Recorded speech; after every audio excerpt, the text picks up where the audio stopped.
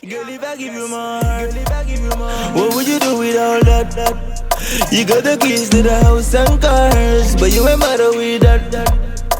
Big chain on my neck, an alligator on my chest. You got the keys to the house and Welcome back to my channel, and today's video will be a story time on how I broke my elbow, the scars and insecurities that came along with it. If you haven't already, like, share, subscribe. Let's try to get your goal to 300 subscribers by the end of the month, the end of June. So let's get into the video. In Dominica, I went to primary school, which I think is equivalent to elementary school in the US. It was called St. John's Primary School, one of the best primary schools on the island. It was a private Catholic school, and at that time I was really almost like a tomboy, like very wild. Yes, I was going through this stage where I was just really tomboyish and used to just run around backflip. I always used to be rolling heavy with guys because we used to stay by the park and I played a lot of sports. So it was just there's this thing we used to say that St. John's School is the best of all and all other school is a lavabo, which means they trash. So there was this one day where I had lunch in school, and if you went to St. John's School, then you know, previously of course, then you know that you could have a lunch in school. That time school over at I think 3:30 Monday to Friday, so you could also choose to have your lunch in school instead of going home. Miss Laurencia, well, I think that was her name. Miss Laurencia, I think, was the best lunch lady. Her food was bomb. Her bread and hot dog, her pilau was on point, so I had no problems eating in school. So after I ate, I decided to go play in the jungle gym that we had. We had a little monkey bar. I think we had a slide this one point. But yeah, I decided today I'm gonna be backflipping on the monkey bars because that's what I would usually do.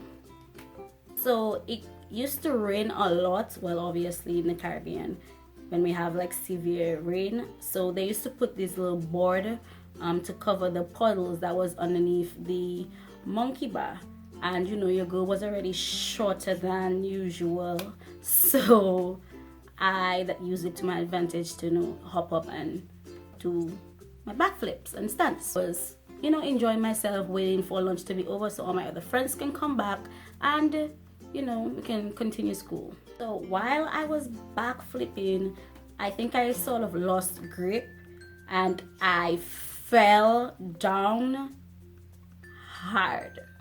I fell and I fell pretty hard on the piece of wood that was beneath me, and I felt this, head on contact, everything. But apparently a girl did not feel anything because I got up like usual, dust myself off, and then suddenly I heard this scream and this girl was like, "Look at your arm."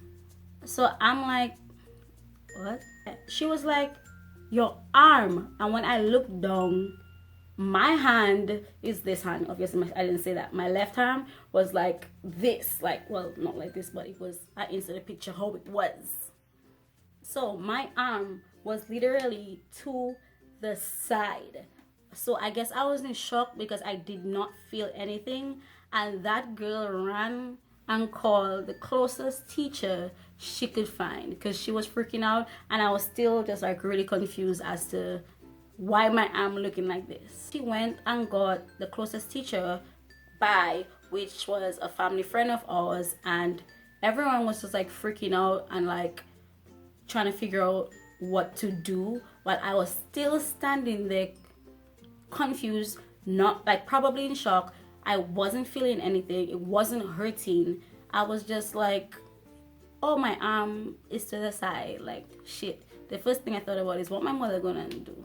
My mother gonna be pissed because I was flying around on the monkey bars.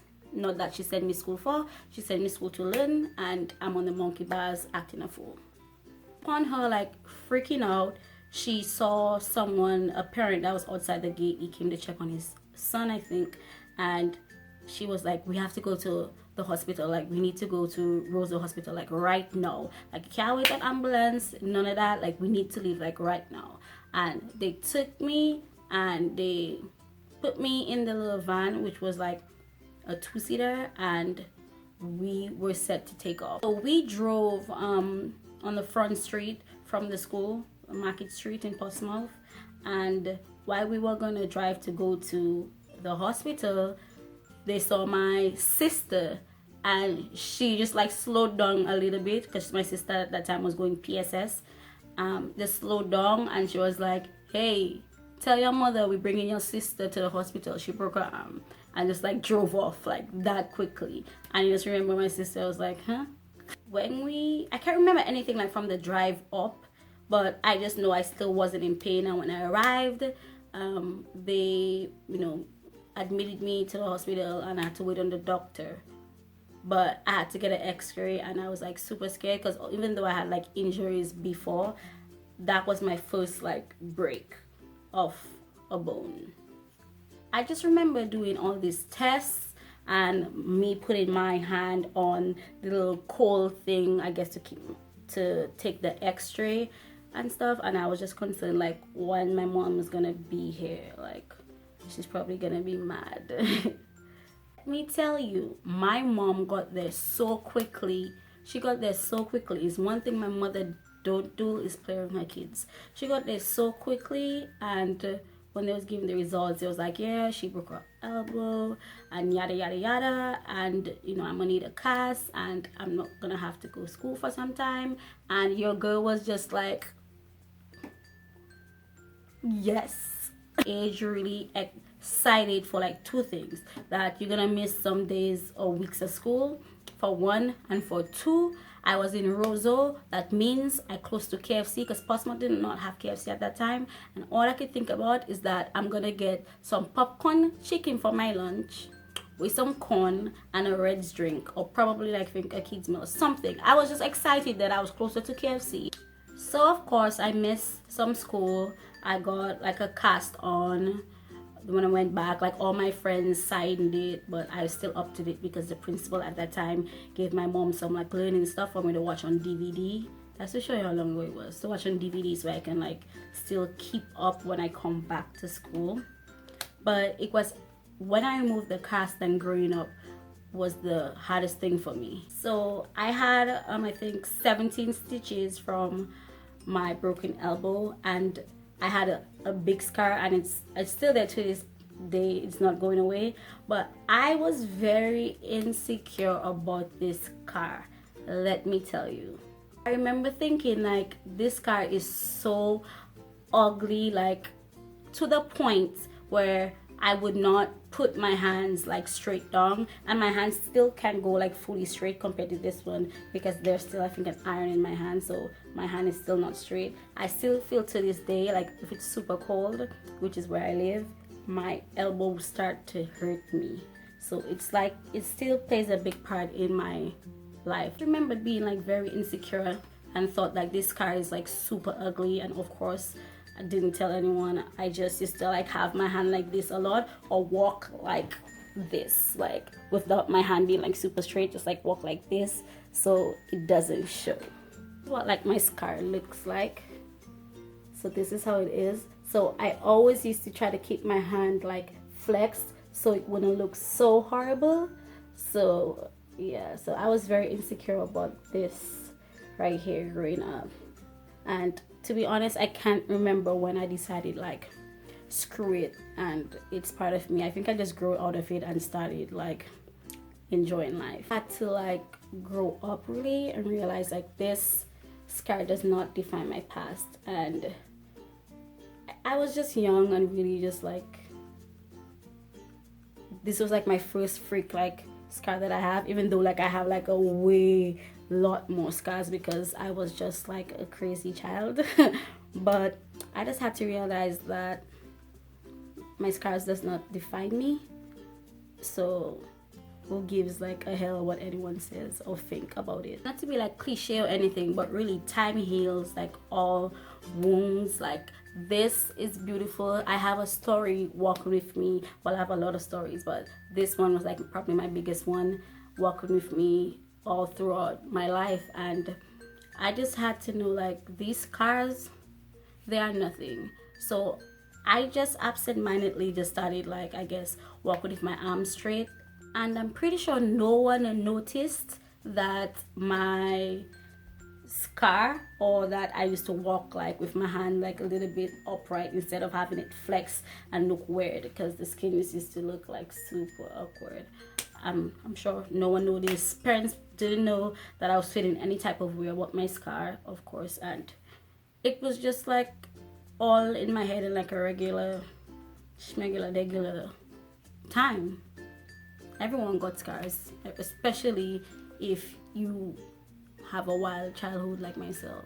So I just want to say to anyone out there, young or old, if you have a scar, love that scar, because it will be with you and it is your own story to tell. And don't feel bad. Don't give a hell what anyone thinks. If someone thinks it's ugly or not, you're beautiful and your scar is beautiful. No one can take that from you. It is your battle wound, and you are a soldier, and God gives his strongest and toughest battles to the strongest soldiers. Scars are just here to remind us that our past is real. The wound is the place where light enters you, and you are a light. So don't be ashamed of your scars. I had to just throw in that positive message, because looking back, I'm thinking to myself, like, girl, like, really? A scar on your elbow is like no one pay attention to?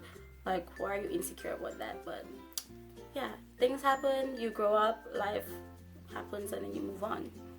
It's a cycle. But that's all I have to say. That's the end of my story time. Thank you guys for tuning in.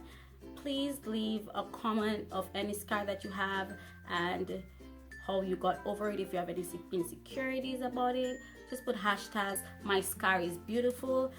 Try to shed a little bit of light on scarring and insecurities, and just know that all your wounds are beautiful and it tells your story. Your past is real, and there are a lot of us out here, young or old, who have them and are going through the same thing you are going through.